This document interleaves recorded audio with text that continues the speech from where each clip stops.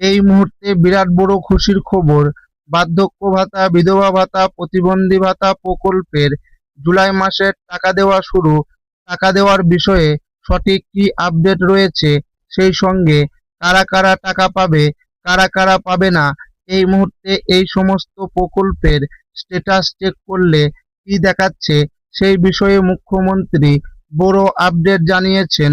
এবং জুন মাসে অনেক উপভোক্তা ব্যাংক অ্যাকাউন্টে টাকা পায়নি, তাহলে তাদের টাকাগুলি কি জুলাই মাসে দেবে? অর্থাৎ যারা জুন মাসে টাকা পায়নি তাদের কি জুলাই মাসে ডবল টাকা দেওয়া হবে? সমস্ত কিছু জানাবো আজকের এই ভিডিওটিতে এবং আপনাদেরকে প্রমাণ সমেত দেখাবো।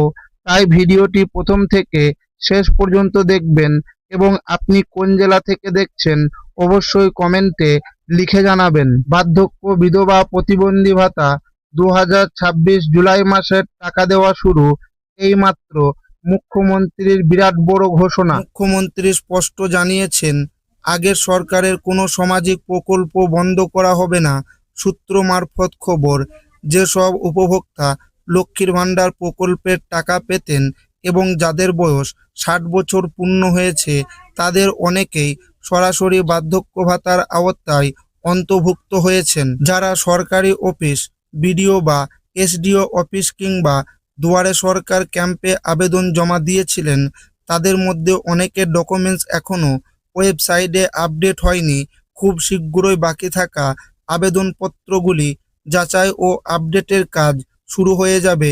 ফলে যাদের আবেদন দীর্ঘদিন ধরে অপেক্ষায় রয়েছে, তাদের স্ট্যাটাসের আপডেট হলে খুব শীঘ্রই ভাতার টাকা পাওয়ার সম্ভাবনা রয়েছে। এছাড়াও নতুন আবেদনকারীদের জন্য সুখবর রয়েছে।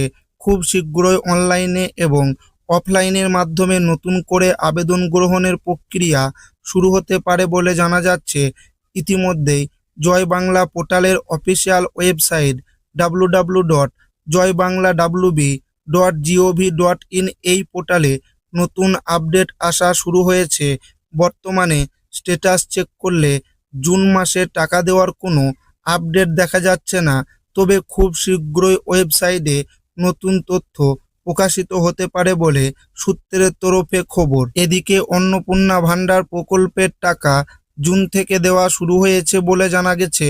তাই অনেক উপভোক্তার মনে প্রশ্ন উঠছে, তাহলে কি বিধবা ভাতা, প্রতিবন্ধী ভাতা এবং বার্ধক্য ভাতার টাকাও আজকে থেকে দেওয়া হবে?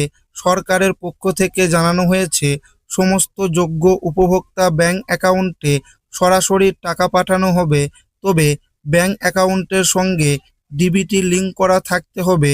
এই কারণে বর্তমানে ব্যাংক এবং সাইবার ক্যাফেগুলিতে যথেষ্ট ভিড় লক্ষ্য করা যাচ্ছে।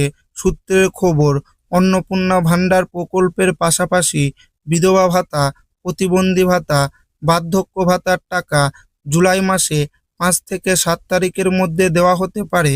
যদি এখনো পর্যন্ত সরকারিভাবে কোনো চূড়ান্ত তারিখ ঘোষণা করা হয়নি, তবে সম্ভাবনা রয়েছে যে জুলাই মাসের 10 তারিখের মধ্যে উপভোক্তাদের ব্যাংক অ্যাকাউন্টে টাকা পাঠানো হতে পারে। তবে এবার সবাই টাকা পাবে না।